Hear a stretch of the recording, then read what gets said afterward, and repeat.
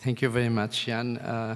The only way I can keep it Scandinavian is to talk in Swedish, give my talk in Swedish, but probably the audience won't like it. So as you know, my lecture is actually a summary of what can be a good collaborative, scientific collaborative with Makea in order to improve our clinical practice.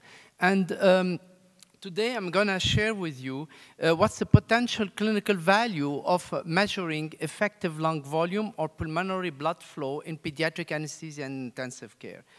If you look on this slide here, you can see a well-ventilated lung here. And within 2 hours, what happens? Within 2 hours, you will have exactly this. That means the alveoli are completely collapsed. And this is what happens in clinical. And this only 2 hours ventilation is, of course, in experimental condition. But be sure that under clinical situation, it's the same thing. So in fact, today, when you are in theater, when you have different surgery, depending on different effect of surgery on the lung, depending also on the underlying condition of the patient, and also of the anesthesia management, the fluid management, the transfusion, etc., what will happen is that you are going to collapse the alveoli. And this collapse in the alveoli will lead to a airway closure, a decrease in functional residual capacity, a lung collapse, and that will be actually will potentiate the risk for perioperative pulmonary complications. When we look what happens in morbidity post-operatively, you can appreciate that the post-operative lung complications can be summarized into 3 entities. The first one is the hypoxemia, which will lead to, because of a decrease in distribution of oxygen, in the consequence of ischemia reperfusion lesion as surgical, and this may induce surgical site infection and then arrhythmia and myocardial ischemia. Pneumonia is the second entity of postoperative lung complications because of this airway closure and the surfactant depletion, and that will lead to bacterial development and translocation.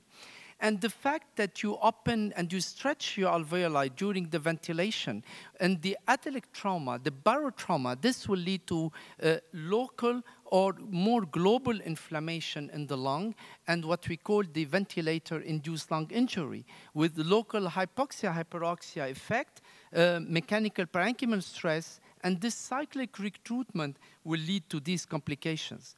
So when you look what's in a large post-operative observational study, you can note that hypoxemia is the major cause of morbidity postoperatively and mortality, and most of the complications are from respiratory side. And pulmonary, respiratory side with the pneumonia, atelectasis, bronchoinhalation, and of course pulmonary edema are the major causes of postoperative complications leading to hypoxemia. So what is the origin of this? The origin of this is the alveoli. And if we look at the alveoli itself, there are 4 important components that will lead and will help us keep the alveoli opened. One is on the molecular side, which is the surfactant. The other one is on the morphology of the alveoli, and this is due to the content of the extracellular matrix. And this will actually dictate the functional function of the alveoli and the viscoelastic properties. And the 4th component, which is very important, is the hemodynamics. Let's go for just for a couple of minutes into this. If we go on the molecular side for the alveoli, the surfactant is the most important component because the surfactant will interpiece with the water molecules and will reduce the surface tension of the alveoli and will lead to lung stability by keeping the alveoli open and avoid any alveolar collapse.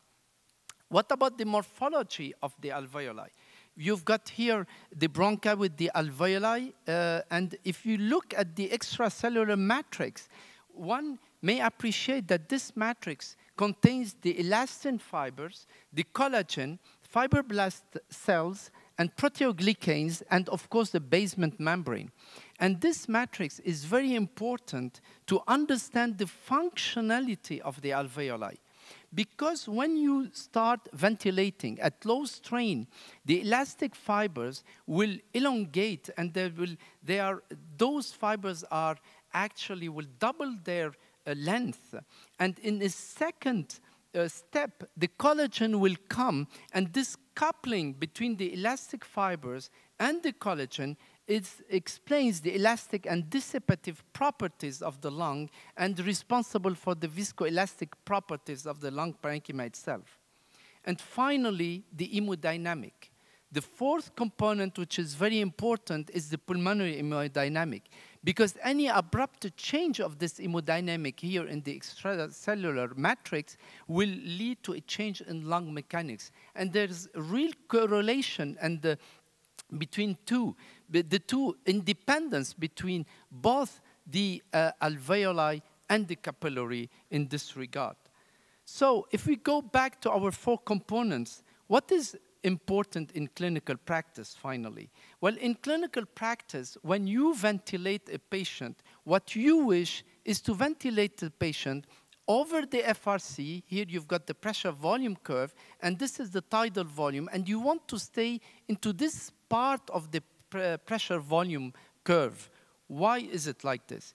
Because we know that this is where you have the optimal alveoli recruitment. And nowadays, more focus is given on the decelerating deflation limbs of this PV curve, because we know that the de-recruitment happens at this level.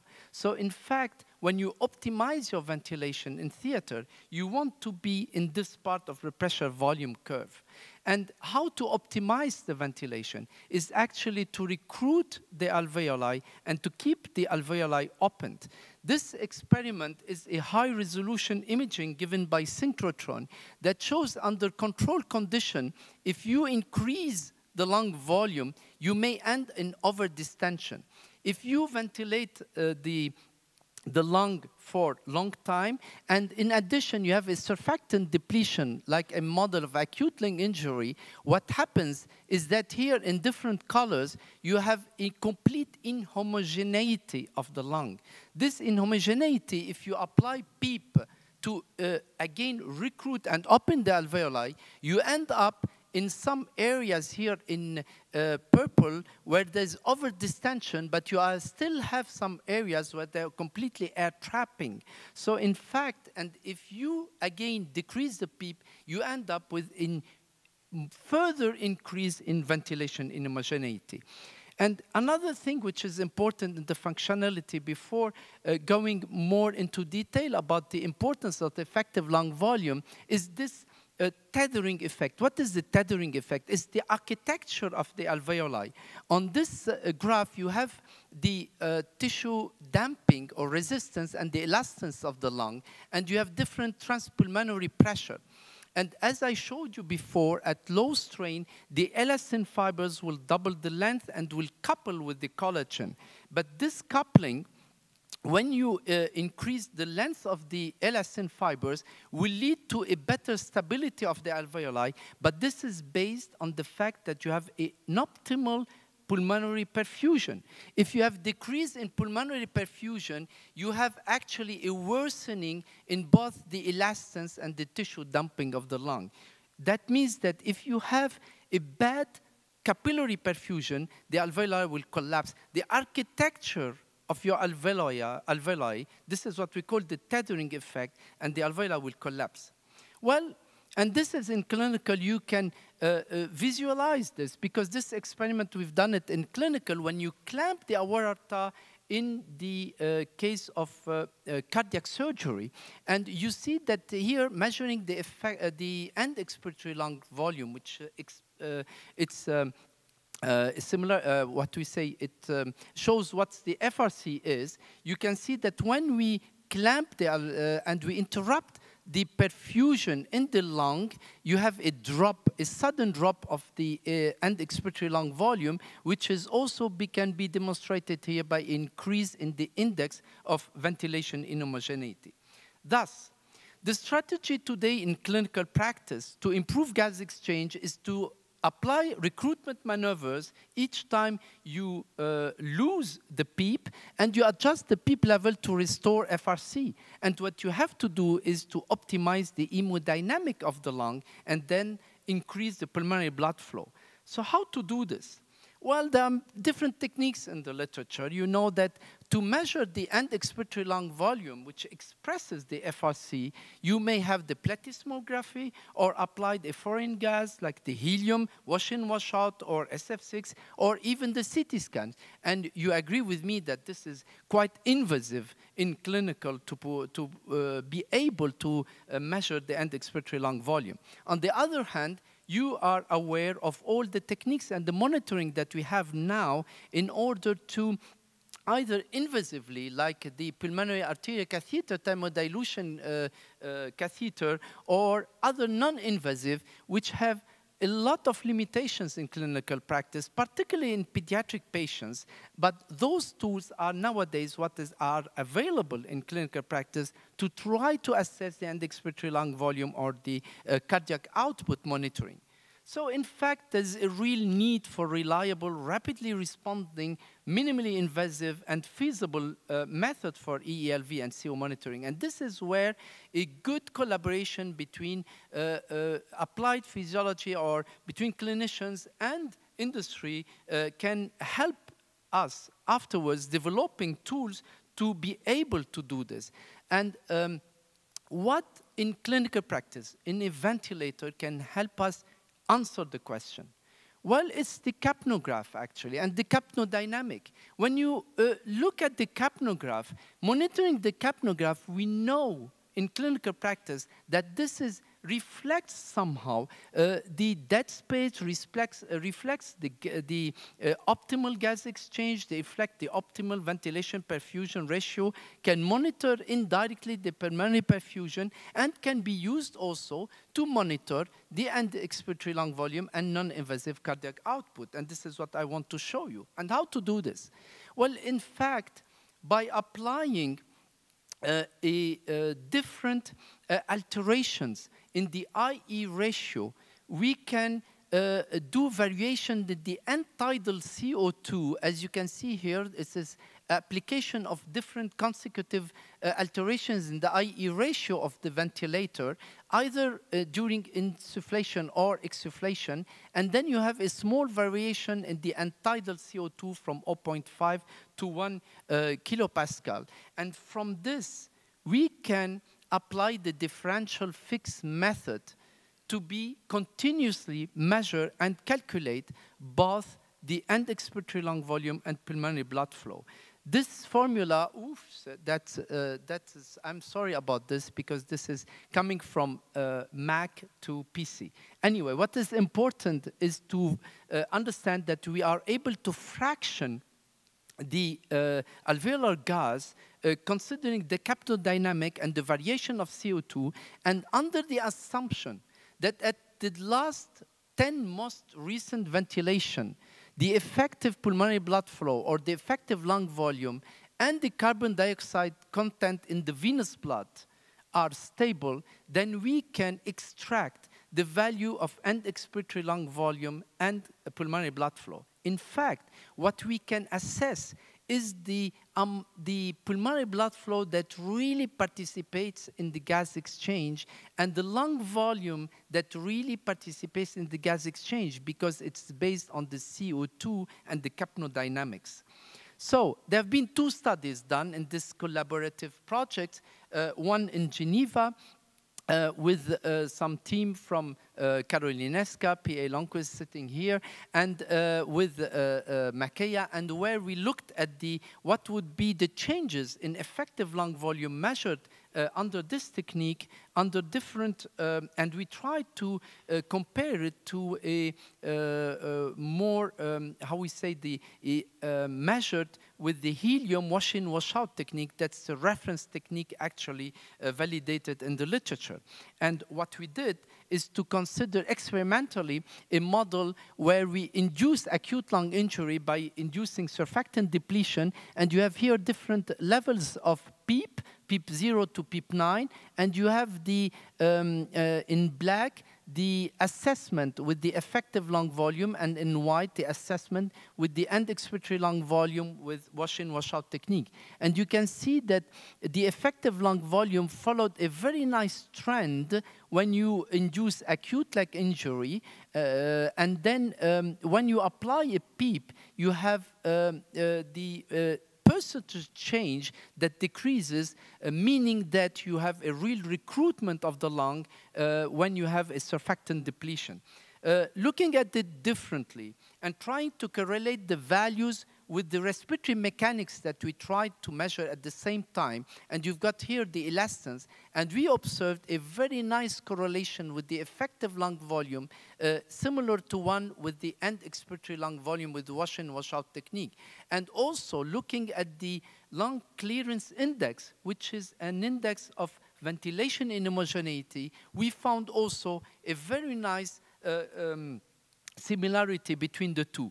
Now, trying to correlate both and effective lung volume with end expiratory lung volume, and you've got here under controlled condition and under acute lung injury, you can see that is a very good agreement in the correlation observed between the two values observed in assessed by this.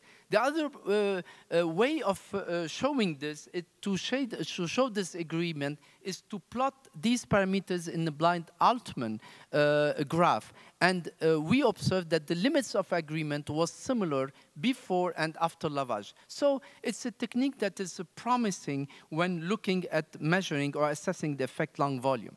The second study was done here in Sweden and in the lab of Professor Hedenstierna, and where they looked at now on the other side, the pulmonary blood flow based on the same technique. And to use the reference for the flow, they've used the ultrasonic flow probe, which was placed directly around the pulmonary trunk. Again, that's an experimental study where different interventions were made. These are the interventions, the caval occlusion to mimic a reduction in venous return, inducing phenylephrine or vasodilating, giving inotropes with dobutamine, giving a volume load. And you've got the changes here observed with the, in blue, you've got the changes of cardiac output and the other changes here in different in the hemodynamic variables, using, again, the ultrasonic around the pulmonary artery as a reference technique.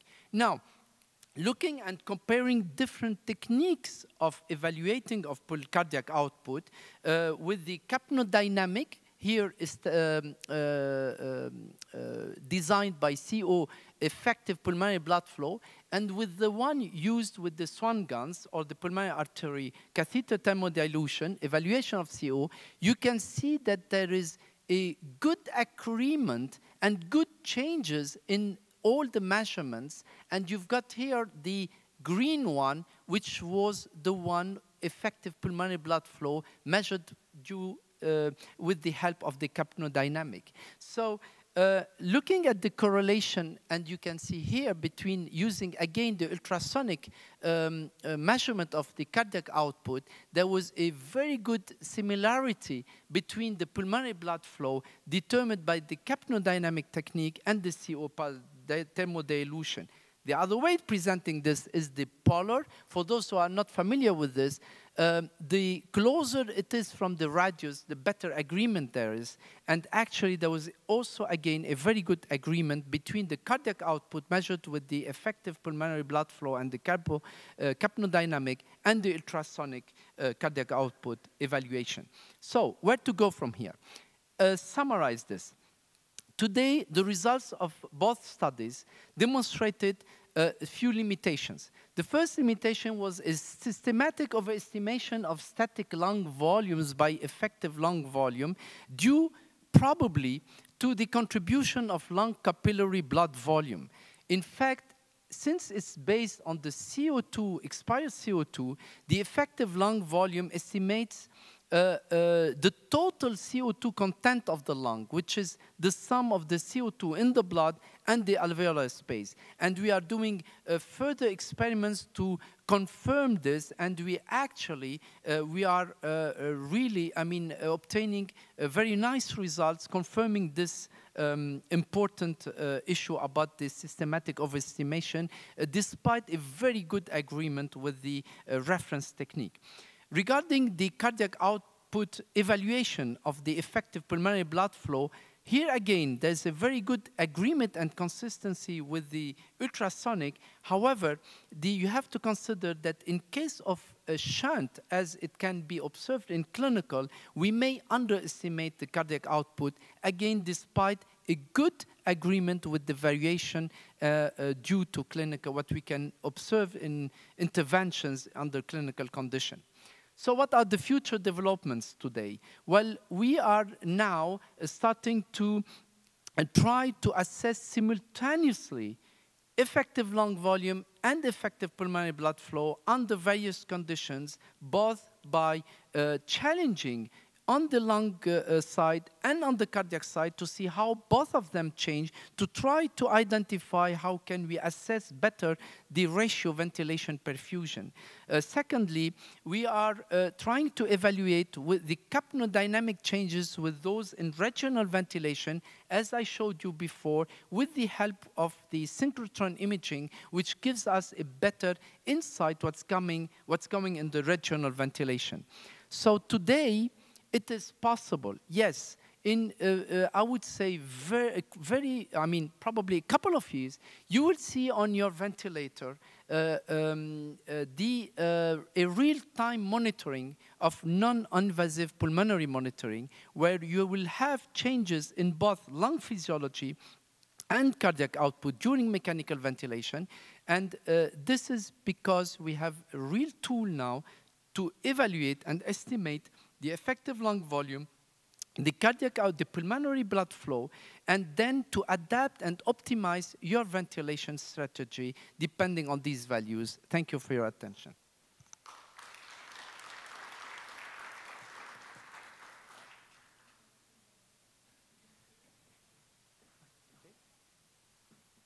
I do think we have time for some questions, and having two really, I would say, front researchers, please take the opportunity to ask questions. There should be some microphones around.